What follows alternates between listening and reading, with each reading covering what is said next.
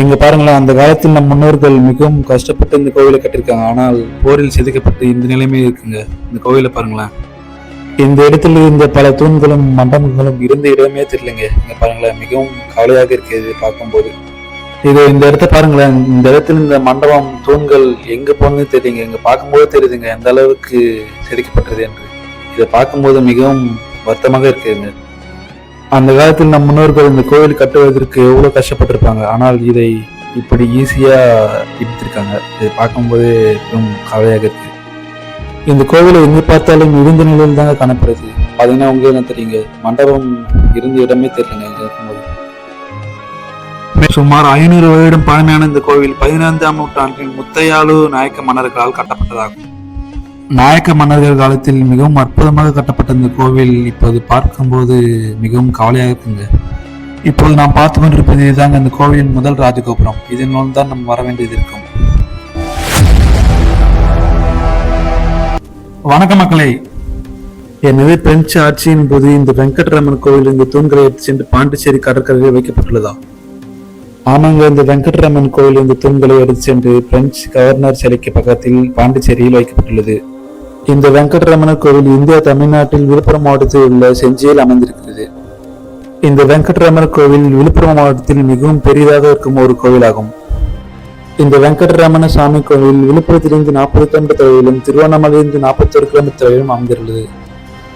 மிகவும் பிரம்மாண்டமாக கட்டப்பட்ட இந்த கோவில் இருக்கும் தூண்களும் சிற்பங்களும் போரில் சிதைக்கப்பட்டுள்ளது. இங்க பாத்தீங்கன்னா தெரியுங்க, ஒரு பக்கம் இருக்கும் மண்டபம் முற்றிலும் இடிக்கப்பட்டுள்ளது. மற்றொரு மண்டபம் மட்டும்தான் நன்றாக உள்ளது. இங்க பாத்தீங்கன்னா தெரியுங்க. மேலும் இந்த கோவில் பாத்தீங்கன்னா தெரியுங்க, இந்திய தொழில் துறையால் திருப்பணி செய்யப்பட்டு கொண்டிருக்கிறது. 16ஆம் நூற்றாண்டில் கட்டப்பட்ட இந்த கோவில் முத்தையாலு நாயக்க மன்னர்கள் காலத்தில் கட்டப்பட்ட கோவில் ஆகும். அது மட்டுமல்லாமல் விழுப்புரம் மாவட்டத்தில் இருக்கும் மிகவும் பெரிய கோவில் இதுதாங்க. பாத்தீங்கன்னா நம்ம இந்த கோவிலின் ராஜகோபுரத்தினுள் செல்ல முடியாது. இந்த கோவிலின் வலதுபுறத்தில் ஒரு சிறிய நுழைவாயில் இருக்கும். அந்த வழிதான் செல்ல வேண்டியது இருக்கும். ஏன்னால் இப்போது திருப்பணி செய்யப்பட்டு கொண்டிருக்கிறது. பாத்தீங்கன்னா அந்த நுழைவாயில் நம்ம வந்துட்டாங்க. இதுதான் அந்த நுழைவாயில். வந்தீங்கன்னா இந்த கோவில் இப்படிதான் இருக்கும். எங்க பாருங்களேன், அந்த காலத்தில் நம் முன்னோர்கள் மிகவும் கஷ்டப்பட்டு இந்த கோவிலை கட்டியிருக்காங்க. ஆனால் போரில் சிதைக்கப்பட்டு இந்த நிலைமை இருக்குங்க. இந்த கோவிலை பாருங்களேன். இந்த இடத்துல இருந்த பல தூண்களும் மண்டபங்களும் இருந்த இடமே தெரியலங்க. இங்க பாருங்களேன், மிகவும் கவலையாக இருக்கிறது பார்க்கும்போது. இந்த கோவிலை பார்த்தா உங்களுக்கு என்ன தெரியுங்க, மிகவும் பெரிதாக இருக்குது இந்த கோவில். இங்க பாருங்களேன். மேலும் இந்த கோயில் நுழைவு மண்டபம், அர்த்த மண்டபம், கல்யாண மண்டபம், ஆயிரங்கால் மண்டபம் வைத்து தூண்களை வைத்து மிகவும் அற்புதமாக கட்டியிருக்காங்க. ஆனால் இங்க பார்க்கும்போது மிகவும் வருத்தமாக இருக்குங்க இந்த தூண்கள் இடிந்த நிலையில் இருப்பது. இந்த இடத்த பாருங்களேன், இந்த இடத்துல இந்த மண்டபம் தூண்கள் எங்க போனது தெரியுங்க. இங்க பார்க்கும்போது தெரியுதுங்க எந்த அளவுக்கு சிதைக்கப்பட்டது என்று. இதை பார்க்கும்போது மிகவும் வருத்தமாக இருக்குதுங்க. அந்த காலத்தில் நம் முன்னோர்கள் இந்த கோவில் கட்டுவதற்கு எவ்வளவு கஷ்டப்பட்டிருப்பாங்க. ஆனால் இதை இப்படி ஈஸியா இடித்திருக்காங்க. இதை பார்க்கும்போது மிகவும் கவலையாக இருக்கு. இந்த கோவிலை எங்க பார்த்தாலும் இடிந்த நிலையில் தாங்க காணப்படுது. பாத்தீங்கன்னா உங்களுக்கு என்ன தெரியுங்க, மண்டபம் இருந்த இடமே தெரியலங்க இங்க இருக்கும்போது.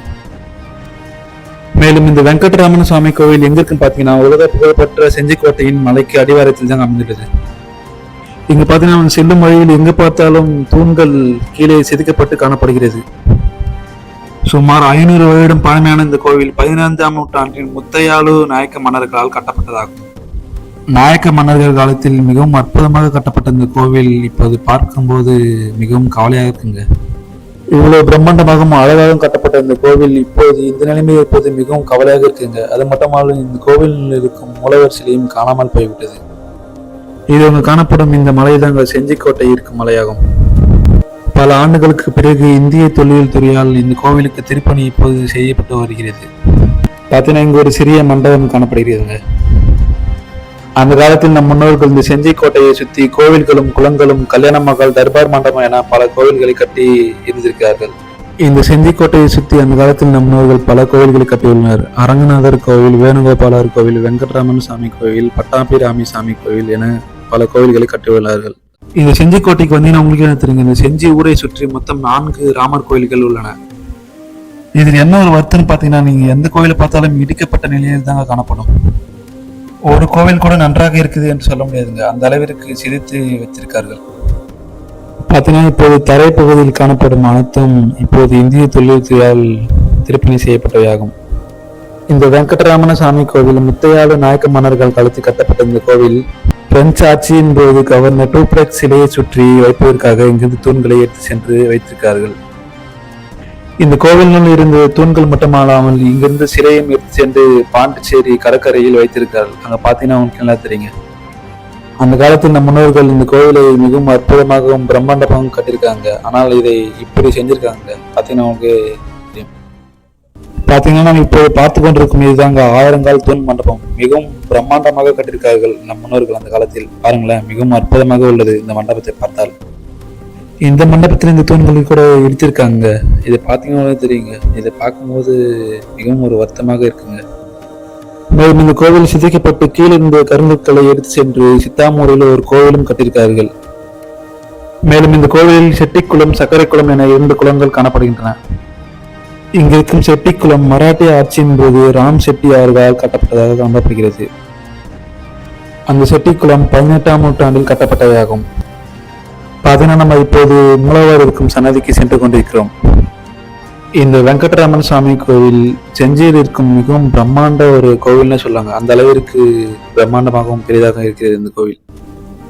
இதை நம்ம பார்த்து கொண்டிருக்கும் இதுதாங்க மூலவர் இருக்கும் சன்னதி. துவார பாலகர்லாம் தெரியுதாங்க, பார்த்தா தெரியுதுங்க. மேலும் இந்த சர்க்கரை குளம் நிர்மல நாயக்க மன்னர்களால் கட்டப்பட்டதாகும்.